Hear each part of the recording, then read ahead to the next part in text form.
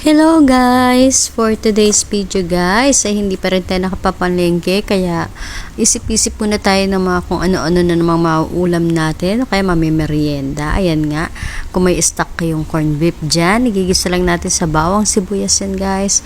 At kung meron kayong mabibili sa tindahan na macaroni, yan, pwede tayong gumawa ng macaroni soup kaya sopas dyan guys, dahil medyo mahal-mahal pa nga ang gulay, hindi ko muna lagyan ng gulay yan guys. Wala tayong pamiling carrots tsaka patatas dahil malayo ang palengke dito sa amin.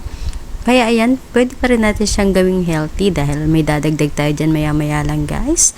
Ayan nga, pag medyo kumulo-kulo na yan at medyo malambot na, ay pwede natin ilagay ang ating gatas. Ayan, para lalo siyang sumarap. Napakasarap niyan guys. Kailangan talaga ng katawan natin ngayon yan para medyo healthy pa rin dahil umuulan-ulan pa rin.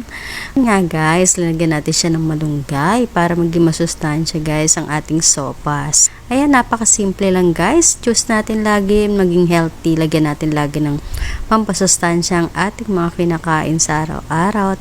Kahit mga simpleng ingredients lang guys na pwede nating idagdag sa kahit anong pagkain natin. Yan, lalo-lalo na yung malunggay. Napaka-healthy niyan guys. Malaking maitutulong yan sa ating katawan at sa ating mga health talaga. Napaka-the best niyan. Thank you for watching guys. Thank you for watching. Bye-bye.